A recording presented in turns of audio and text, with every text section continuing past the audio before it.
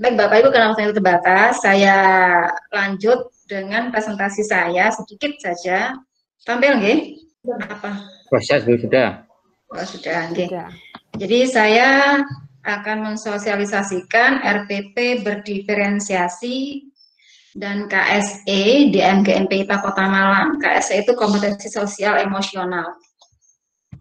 Jadi seperti yang sampaikan Bu Dina, setiap anak itu memiliki keunikan masing-masing, kodrat masing-masing. Janganlah kita menyamaratakan. Jadi perlu strategi yang bisa dipahami oleh semua anak pembelajarannya itu. Tapi bukan berarti diferensiasi ini pelayanan individual, bukan. Sama sekali bukan. Kita bukan melayani satu persatu. Kalau melayani satu persatu ribet kita. Jadi kita memiliki strategi yang bisa mengadopsi apa sih keinginan dari gaya belajar dari anak-anak itu. Berikutnya, seperti yang saya sampaikan tadi, merdeka belajar adalah dengan cara menghamba pada murid. Istilah sekarang murid Bapak Ibu, lagi. Kalau dulu kan siswa, peserta didik, awalnya lagi dulunya murid, nah sekarang kembali lagi ke murid.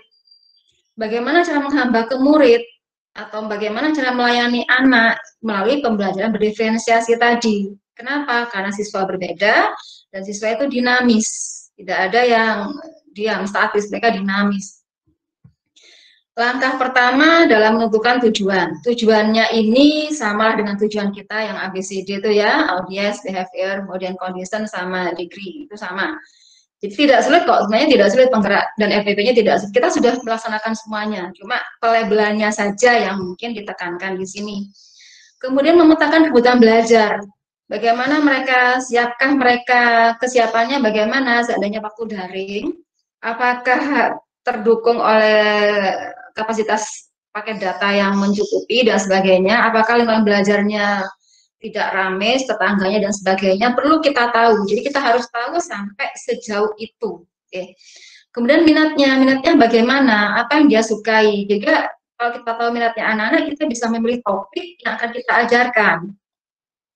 Profil belajar, jadi profil belajar ini seperti gaya belajarnya ada yang visual, ada yang auditori, ada yang kinestetik, itu wajib kita tahu dan kita harus memfasilitasi ketiga-tiganya. Jangan sampai hanya memfasilitasi visual, karena kebanyakan kita selama ini kebanyakan visual yang kita dahulukan ya. Berikutnya ini yang maksudnya kesiapan belajar. Kesiapan belajar bukan berhubungan dengan tingkat kecerdasan IQ-nya, bukan, tapi pada bagaimana mereka di lingkungannya, kemudian bagaimana keterampilan dan pemahaman mereka sebelumnya. Minat murid sudah, profil sudah, jadi saya agak percepat.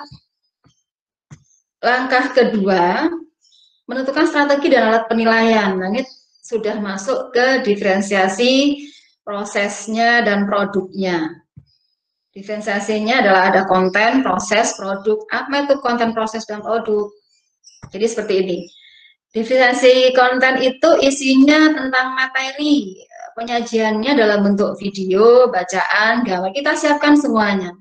Karena tidak mungkin satu kelas itu visual semua, tidak mungkin auditori semua, pasti ada tiga-tiganya atau mungkin gabungan dari beberapa, 2 atau 3 sekaligus. Jadi kita siapkan juga materi yang bersuara, materi yang bergambar, dan sebagainya. Kemudian keterampilannya bisa dipelajari mandiri oleh setiap murid. Kemudian pengetahuan yang disajikannya pun memungkinkan murid untuk menyampaikan pada teman yang lainnya. Artinya apa? Materi yang kita sampaikan itu bisa dipahami dengan mudah oleh mereka, dan mereka pun menyampaikan ke yang lainnya pun juga dengan mudah. Pengetahuan disajikan dalam berbagai tingkat kesulitan untuk satu tema besar. Jadi ada yang mudah, sedang, sulit untuk materinya ya. Untuk materinya bukan soalnya Bapak Ibu masih di materi. Kemudian sumber belajar yang kaya, jadi kita bisa menyampaikan sumber belajarnya bisa YouTube, bisa video yang kita buat, kita bisa menyiapkan PDF, kita bisa menyiapkan Word, kita bisa menyiapkan PPT, intinya kita siapkan semuanya. Jadi inilah yang dimaksud dengan menghamba pada murid, menghamba pada anak, jadi kita betul-betul meladeni semuanya. Apakah materinya dibuat satu persatu sesuai keinginan mereka? Enggak, kan kita sudah punya ini, kita sudah terampil mengkonvert dari PPT ke PDF, dari PDF ke Word dan sebagainya. Kemudian kalau rekaman juga dari PPT ke video dan sebagainya. Sudah ada aplikasi yang memudahkan kita untuk melayani anak. Untuk diferensiasi proses, ini masalah, kalau tadi yang konten kan masalah isi materinya, sekarang kalau proses, cara penyampaian materinya. Jadi kita bisa menyiapkan untuk diskusi, studi kasus, dongeng, dan sebagainya. Kemudian variasi aktivitas, jadi ada luring, ada daring. Ada luar kelas, ada dalam kelas. Jadi kita fasilitasi segala kemungkinan, istilahnya kodrat anak, istilahnya tipe dari anak itu bagaimana ya. Ada diferensiasi produk.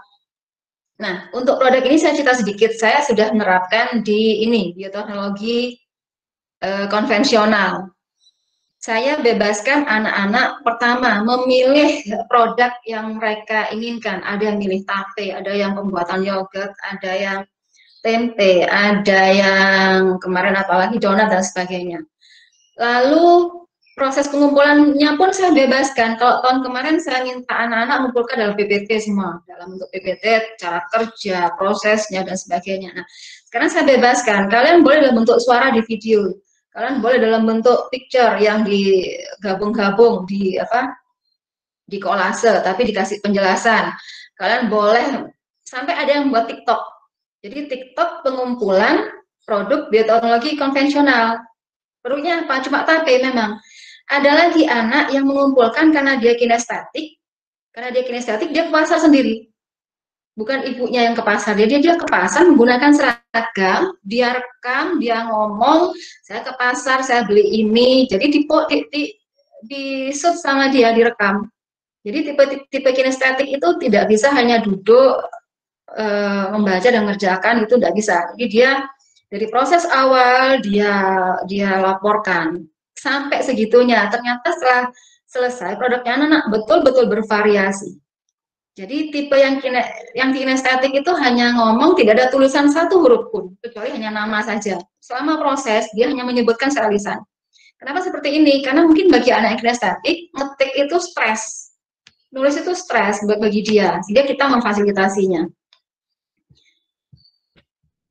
Nah, itu sudah selesai. Sekarang saya tampilkan RPP saya. Nanti RPP ini silahkan Bapak Ibu copy. Ini yang sama warna merah yang untuk online.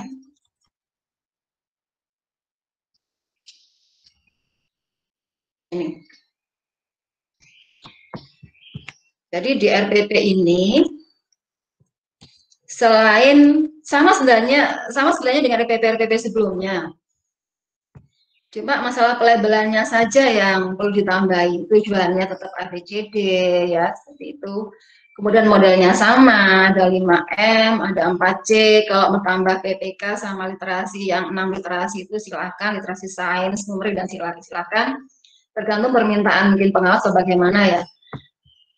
Ini ada tulisan pra KBM. Sebelum KBM ini yang luring ya Bu, Bapak Ibu. Yang daring pun sudah saya siapkan sebenarnya. Coba karena kita sekarang sudah tatap muka, saya siapkan yang luring untuk presentasi. Jadi materi sudah kita kirim ke grupnya, ke wali kelas, kemudian wali kelas ke orang tua. Jadi silahkan anak-anak, ada kan yang tipenya belajar semalam terlebih dahulu, ada yang saat itu. Jadi kita siapkan semuanya. Kemudian sebelum belajar, kita selama ini jarang menyiapkan mental anak-anak. Nah, ini perlu disiapkan. Ini namanya kompetensi sosial emosional, dan ini efeknya besar sekali. Jadi kita pun sebagai guru perlu untuk menyiapkan seperti itu.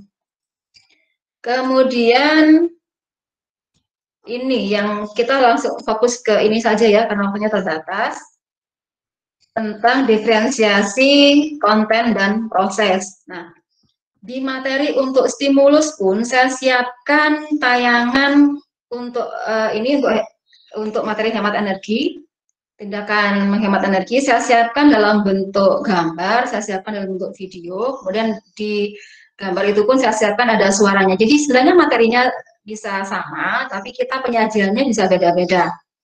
Jadi ini namanya diferensiasi proses. Kalau isi materinya namanya diferensiasi konten. Kemudian saya siapkan juga materi yang bervariasi, di mana saya share lewat link drive. Jadi boleh lewat link drive, semua materi dimasukkan, karena silahkan pilih materi yang akan diinginkan oleh mereka. Tapi kita juga bisa menyiapkan dalam bentuk ini, penayangan di kelas, karena ceritanya kan kita saat luring, ya, saat luring. Kalau misalkan anak-anak minta di print out, ya ini kalau udah masalah print out kerjasamanya dengan pihak sekolah. Sudah 13.30, saya percepat lagi. Di pengumpulan. Ke pengumpulan saja. Nah ini. Pada waktu pengumpulan, di mana tadi ya pengumpulannya? Pada waktu pengumpulan, mereka kita bebaskan, mau mereka mengumpulkan dalam bentuk video silakan, PPT silakan, pokoknya kita meladeni anak-anak. Di akhir pembelajaran jangan lupa refleksi, jadi apa yang sudah dijalani, murid wajib merefleksikan dan kita bimbing. Lalu kegiatan luar kelas sama dalam kelas, kita sampaikan ke mereka bahwa hasil, kalau ini tugas proyek pembuatan ini ya, pembuatan yang teknologi ramah lingkungan, kalau tadi yang saya sebutkan tentang teknologi konvensional yang masalah donat dan sebagainya. Yang diferensiasi yang lain ini, yang proyek penjernihan air. Jadi saya pun bebaskan mereka, mau dikumpulkan dalam bentuk video laporannya, dalam bentuk foto yang dikasih keterangan di kolase, atau dalam bentuk teks. Jadi mereka bercerita dalam bentuk teks, silahkan. Bebas, termasuk bahannya pun dalam membuat penjernihan air pun saya bebaskan. Sampai anak-anak bertanya, Bu di rumah itu mau pakai ini, adanya apa itu kain kan bekas, ya silahkan, saya bilang ya silahkan, apa yang ada di rumah kamu pakai, intinya hasilnya bersih, seperti itu. Jadi kita betul-betul menghamba pada anak. Nah itu Bapak Ibu sekilas. Jadi manfaatnya sangat amat banyak kalau Bapak Ibu ikut guru penggerak. Monggo, nanti kami bantu. Saya sama Bu Dina akan mendampingi Bapak Ibu. Sekali lagi akan mendampingi Bapak Ibu selama proses Bapak Ibu ikut pendaftaran dan ikut programnya. Mungkin itu, nanti file-filenya saya share juga. Kalau ada pertanyaan tentang apa yang saya sampaikan tadi, bisa tanyakan lewat kami di MGMP, karena kalau ini dibahas akan panjang sekali.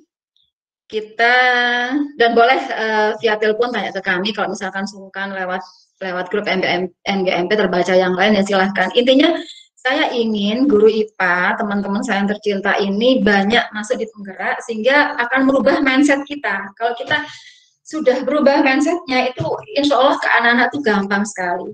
Gampang sekali. Jadi kita akan memaklumi betul anak-anak. Tidak ada lagi anak, kalau misalkan anak-anak sampai tidak bisa mengerjakan, itu pun sebenarnya bukan kesalahan total anak-anak. Di mana? Di gurunya. Berarti tekniknya mungkin kurang, atau mungkin bisa jadi tidak berdiferensiasi.